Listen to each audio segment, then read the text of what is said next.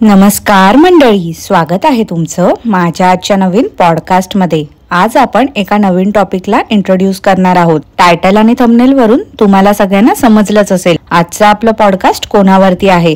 तर आजचा आपला विषय आहे मी आणि भारत मधली चूनम।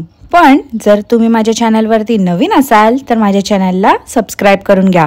सोबतच शेजारी असलेल्या बेल आयकॉनला प्रेस करा सो दॅट कोणतीच अपडेट तुम्ही मिस करणार नाही। तर मग वाट कसली बघताय, चला सुरू करूया आजच्या आपल्या पॉडकास्टला। मंडळी, ही चूनम ना अमेरिका रिटर्न आहे म्हणून हिने चॅनलचं नाव पण मी आणि भारत ठेवलंय।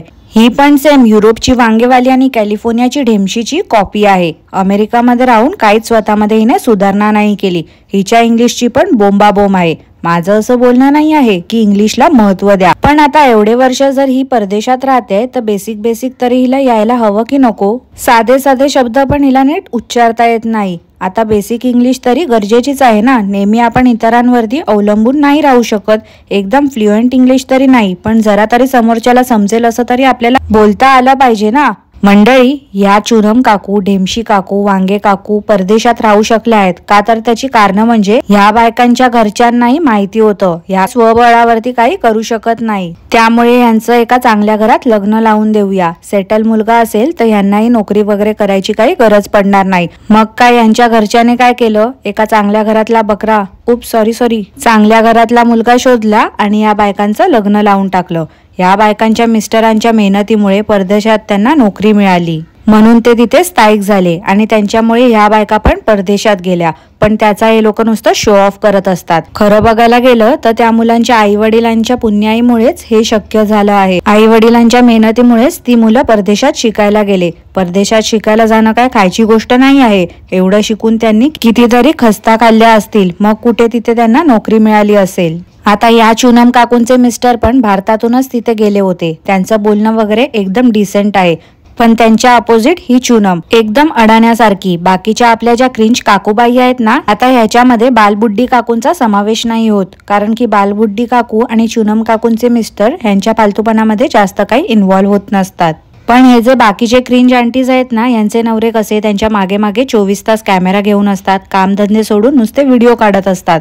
त्यातल्या त्यात ह्या दोघींचं जरा वेगळं आहे। या चूनमचं चॅनलचं जे डिस्क्रिप्शन आहे ना, त्यालाही एकदम टिकून आहे। म्हणजे ट्रॅव्हल, लाईफस्टाईल, कुकिंग, गार्डनिंग। हिला कारण लागत नाही शॉपिंग साठी, उठली की सुटली शॉपिंग करायला। पैशालाही अशी उडवते जशी टाटा बिर्ला अंबानीच्याच घरातली आहे ही। ठीक आहे, तिचा पैसा आहे, तिने तो कसाही यूज करू दे, मला काही नाही, पण ती सोशल मीडियावरती आहे ह्याचं तरी तिने भान ठेवावं। ती एक सोशल इन्फ्लुएन्सर आहे, ती जे दाखवते ते मला तरी पटत नाही आहे। कारण बघा ना मंडळी, या ज्या क्रिंज आंटीज आहेत यांचे व्हिडिओ बघणाऱ्या एकदम साध्या बोळ्या मध्यमवर्गीय स्त्रिया असतात। ह्या बायका जशा पैसे वाटेल तसे उडवत फिरत असतात, ते बघून त्यांनाही वाटत असेल ना आपणही असं करावं।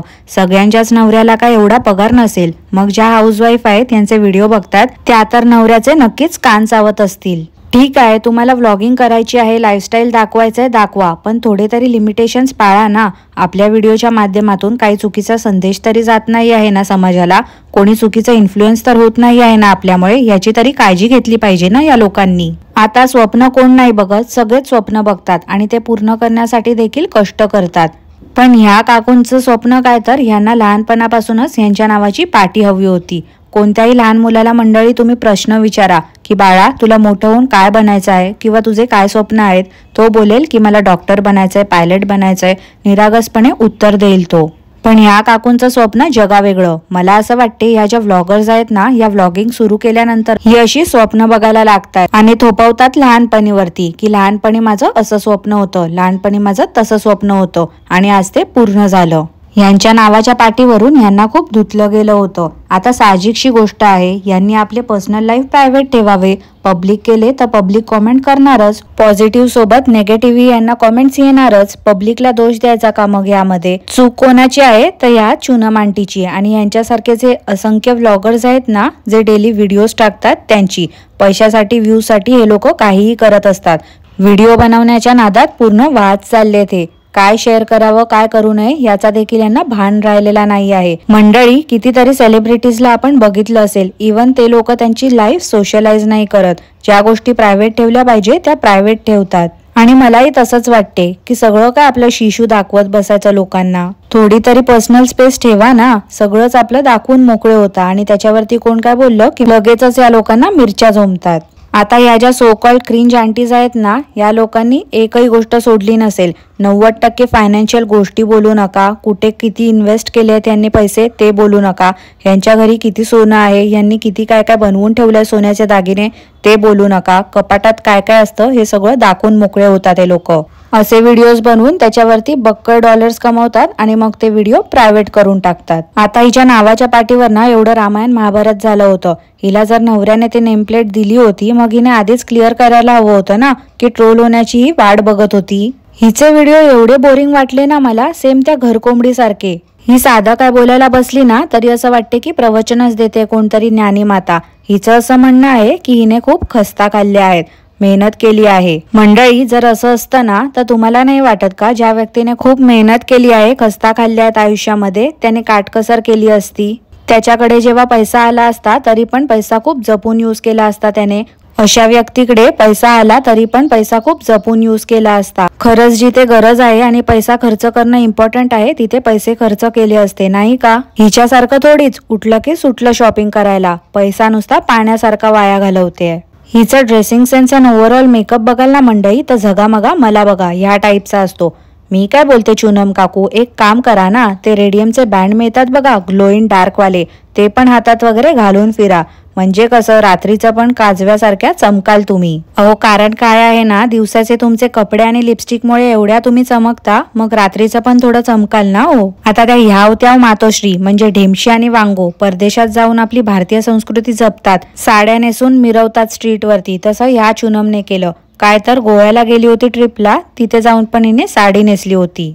उगाच म्हणजे कुठेही या लोकांना वेगळं काहीतरी करायचं असते. सगळ्या बायकांचा एकच तो फोटोशूट आणि थंबनेल पण सेम भुजगावण्यासारखे हात पसरवतात आणि साडी नेसून उभे असतात. एक बाई समुद्रात फोटो काढते, एक बाई बर्फात फोटो काढते, एक बाई मावळत्या सूर्यासमोर फोटो काढते. ही चुनम असं काय करते ना मला तेच समजलं नाही आहे अजूनपर्यंत. हिच्याकडे व्हिडिओ शूट करायला आणि तो अपलोड करण्यासाठी एवढा वेळ असतो. बाकी लोक काय बोलतायत, कॉमेंट काय करतायत, एकही कॉमेंटला रिप्लाय तर सोडा, हार्ट पण देत नाही. एवढा कसला हिला माझा आहे ना मला तेच समजत नाही. म्हणजे ज्यांच्या जीवावरती हे सगळं सुरू आहे त्यांनाच असं इग्नोर करते ही बाई. ठीक आहे 200-300 कॉमेंट्सला रिप्लाय देणं शक्य होत नसेल, पण ऍटलिस्ट त्यातल्या 50 कॉमेंटला तरी रिप्लाय द्या किंवा हार्ट देऊन एक्नॉलेज तरी करा की तुम्ही ती कॉमेंट वाचली आहे. असे काय हे लोक व्ह्युअर्सला ग्रँटेड घेतात ना, मला तेच समजत नाही. आता हिने तिथे अमेरिकेमध्ये राहून कधी गाडी तरी चालवली होती का हो मंडळी? मला तरी नाही वाटत. हिचं पण सेम त्या वांगो सारखंच असणार. भक्तांच्या सांगण्यावरून जीवावरती उदार राहून चुनम मॅडमने होम टूर केली होती. उगाच शायनिंग मारायचं होतं, बाकी काही नाही. हिला असं वाटते ही खूप मोठी सेलिब्रिटीच आहे. आणि हिचे अंधमंद भक्त पण कुठना येतात ना मला ते अजूनपर्यंत समजलं नाही आहे. सेम त्या घरकोंबडीच्या अंधमंद भक्तांसारखेच आहेत.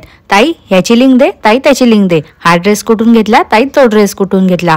अरे हे कोणत्या जमान्यात राहतायत, आता जमाना कुठच्या कुठे पोचलाय तरी या लोकांना समजत नाही वाटते. नुसतं आपलं हे कुठून घेतलं, ते कुठून घेतलं, हे कुठून घेतलं, ते कुठून घेतलं. जरा स्वतःची बुद्धी वापरा आणि सर्च करा ना, शोधलं की सगळं काय सापडते. आता मंडळी सगळ्यांनी ट्रेंडसाठी म्हणून बाप्पाला आणलं होतं ते तर तुम्हाला सगळ्यांना माहितीच आहे. पण तसं ही अमेरिकेला असताना पण बाप्पाला आणायची, पण किती व्हिडिओ टाकायचे यावरती पण काही लिमिट्स हवे की नको. काय तर बाप्पासाठी हिने चांदीची शॉपिंग केली होती. सगळे दागिने हिने बाप्पासाठी चांदीचे आणले होते. त्या दागिन्यांच्या प्राइस वरती पण झूम करून करून दाखवत होती. म्हणजे यार माणसाने किती शायनिंग मारावी ना. प्रत्येक गोष्टीची एक लिमिट असते आणि मर्यादेमध्येच ते बरं वाटते. पण ह्या लोकांचं सगळं ओव्हर असते. अरे विसर्जनाच्या वेळी ते सगळं तुम्ही काढून घेणार, बाप्पा पण सोनं चांदी सोबत नेत नाही, इथेच ठेवून जातो. मग आपण तर माणसं आहोत, आपण काय घेऊन जाणार आहोत सोबत? काहीच नाही. मनोभावे पूजा करा ना त्याची, काय त्याला कॉन्टेंटसाठी वापरताय. आणि जर तुम्हाला नसेल जमत सगळं करायला तर नका आणू त्याला, पण देवाची अशी थट्टा मस्करी तरी नका करू. एवढंच बोलेन मी आणि आजचं पॉडकास्ट इथेच एंड करते.